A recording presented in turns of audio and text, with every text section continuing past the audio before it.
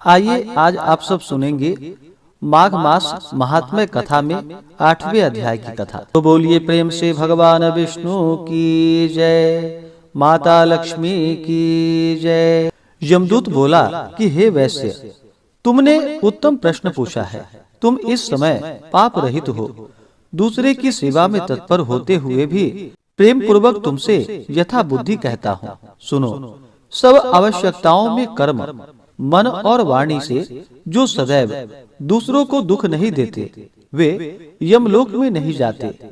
प्राणियों की हिंसा करने वाले मनुष्य वेद, दान, तप और यज्ञ से भी किसी प्रकार उत्तम गति को प्राप्त नहीं होते। अहिंसा ही सबसे बड़ा धर्म, तप और दान है। दयालु मनुष्य मच्छर, खटमल, लेख, जुआ आदि प्राणियों को भी अपने समान रक्षा करते हैं।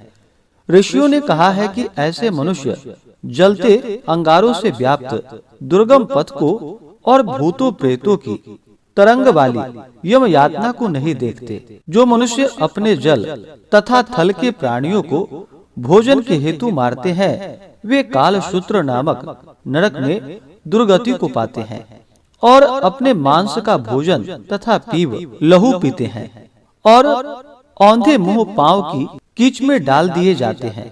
इनको कीड़े काट कर खाते हैं। अंधेरे में एक दूसरे के घातक को परस्पर खाते हैं और घोर शब्द करते हुए एक कल्प तक वहीं रहते हैं। हे वैश्य, फिर नरक से निकलकर बहुत दिनों तक अस्थावर योनियों को भोग कर वे क्रूर सैकड़ों तिर्यक योनि में जाते हैं। हिंसक व्यक्ति जन्मांध यानी कि अंधा, दरिद्र और अंगहीन जन्म पाते हैं। इसलिए हे वैश्य, दोनों लोकों में सुख चाहने वाले मनुष्यों को मन, कर्म तथा वाणी से दूसरे से द्रोह नहीं करनी चाहिए। हिंसक लोगों को सुख दोनों लोकों में नहीं मिलता है। जो किसी प्राणी की हत्या नहीं करते, उनको कहीं डर नहीं रहता। जिस तरह सीधी और टेढ़ी बहने वाली नदियां समुद्र में ही मिल जाती है, उसी तरह से सभी धर्म दृढ़ रूप से अहिंसा में ही प्रवेश करते हैं। हे वैश्य, जिसने प्राणियों पर दया किया, वह सब तीर्थ में नहा चुका और सभी यज्ञों में उसने फल पाया। हे वैश्य, जो अपने वर्णानुसार शास्त्रोक्त धर्म का पालन करते हैं, वे यमलोक में नहीं जाते। ब्रह्मचारी, गृहस्थ, वानप्रस्थ तथा यति सभी अपने अपने धर्म में तत्पर होकर स्वर्ग में ही निवास करते हैं। जो इष्ट पूर्ति, जलाशय आदि बनवाते हैं, 5 यज्ञ करते हैं तथा सदैव दया करते हैं, वे यमलोक में नहीं जाते, अर्थात वैकुंठ को प्राप्त होते हैं। जो ब्रह्मचारी हैं, वेद पाठी हैं और नित्य अग्निहोत्र करते हैं, वे स्वर्गगामी होते हैं।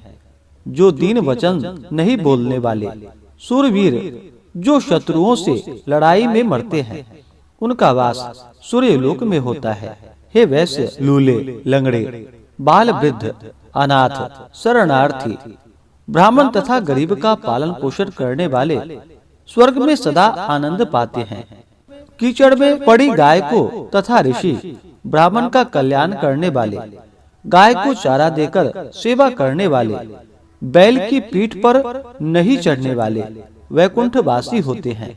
जो मनुष्य बावली, कुआं, तालाब, प्याऊ आदि लगवाते हैं, जिनमें जल और स्थल में चलने वाले इच्छा पूर्वक जल पीते हैं, जिससे उनका असीमित धर्म बढ़ता है और वे बिना यमलोक के देखे अक्षय स्वर्ग को पाते हैं। पीपल, नीम, बरगद, कैथ, बेल के एक आंवले के 3 तथा आम के 5 पेड़ जो लगाते हैं, उनको नरक नहीं मिलता।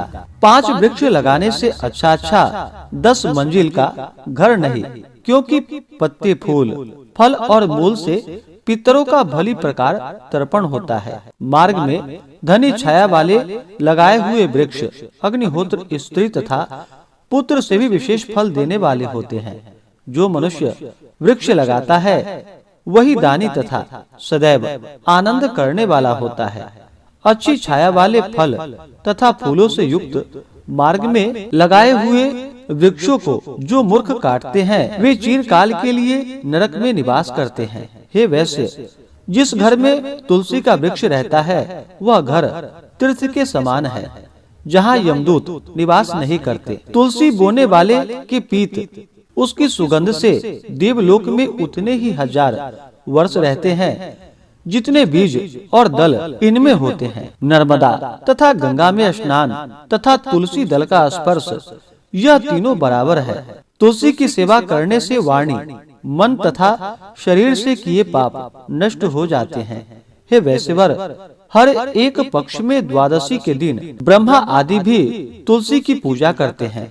रत्न, सोना, फूल तथा मोती के हार के दान से 16वां गुना तुलसी पत्र का दान है। जो पुण्य 1000 आम तथा 100 पीपल बोने से होता है, वह पुण्य तुलसी के केवल एक वृक्ष लगाने से होता है। जो तुलसी की मंजरी से हरि की पूजा करता है, वह पुनः गर्भ में नहीं आता। हे वैश्य, जो मनुष्य रेवा नदी में पैदा हुए शिवलिंग की तथा स्फटिक के रत्न के पत्थर के कहीं तीर्थ में, पर्वत पर या वन में रखी हुई शिवलिंग की पूजा करते हैं, वे सदैव ओम नमः शिवाय इस मंत्र का जप करते हैं। अथवा प्रसंग से शठता, अभिमान या लोभ से भी जो महादेव जी की सेवा करते हैं, वे यमराज का दर्शन नहीं करते। शिव जी के भक्त शिव जी की पूजा में लीन होकर शिवलोक में 14 इंद्र के बराबर आनंद करते हैं। हे वैश्य, शिव पूजन के तुल्य पुण्य देने वाला, सब पापों को नष्ट करने वाला तथा सब कृतियों को देने वाला तीन लोक में कोई दूसरा कर्म नहीं है। जो शिव भक्त जनार्दन भगवान से बैर करते हैं, वे निस्संदेह चिरकाल तक नरक भोगते हैं।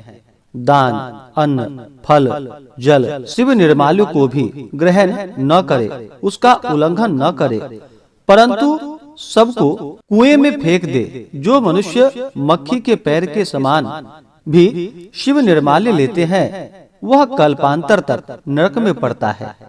जो तृण, काष्ठ या ऊपर का ब्रह्मा, विष्णु तथा महादेव का मंदिर या मठ बनवाते हैं, वे मनुष्य इन देवताओं के लोक में बहुत समय तक निवास करते हैं। हे वैश्य, जो लोग धर्मशाला, गौशाला, सन्यासियों, ब्राह्मणों के लिए घर तथा गरीब दुखियों के लिए कुटी बनवाते हैं, वे लोग इंद्र के भवन में वास करते हैं। इन स्थानों के जीर्णोद्वार से दुना फल होता है। जो इनको तोड़ता है वह अवश्य घोर नरक में जाता है। जो मनुष्य ब्राह्मण, देवता तथा सन्यासी के मठ, धन तथा गांव पर अधिकार कर लेता है, वह सब धर्मों से बहिष्कृत होता है। उसके कुल, पुत्र और भाई नरक भोगते हैं। मठाधीशों का अन्न आदि अभोज्य है, इससे 21 नरक मिलता है। यदि इसका सेवन कर लिया है तो चांद्रायन व्रत करे। मठाधारी को स्पर्श करके वस्त्र सहित जल में गोता लगावे तो स्वर्ग की प्राप्ति होती है। ब्रह्मा, विष्णु तथा शिव के पूजन के लिए जो बगीचा लगाते हैं, वे देवलोक में निवास करते हैं। जो मनुष्य सदैव माता, पिता, देवता और अतिथियों को संतुष्ट करते हैं, वे अनंत समय ब्रह्मा जी के उत्तम लोक को जाते हैं। इस प्रकार से माघ मास महात्म्य कथा में 8वें अध्याय की कथा पूर्ण हुई। तो बोलिए प्रेम से भगवान विष्णु की जय, माता लक्ष्मी की जय। इसी प्रकार से अगर आप सब आगे के अध्यायों को सुनना चाहते हो, चैनल पे नए हैं तो चैनल को लाल बटन दबा करके सब्सक्राइब करें, साथ में बेल आइकन घंटी को दबाएं ताकि आने वाली वीडियो का नोटिफिकेशन आपको समय से मिलता रहे।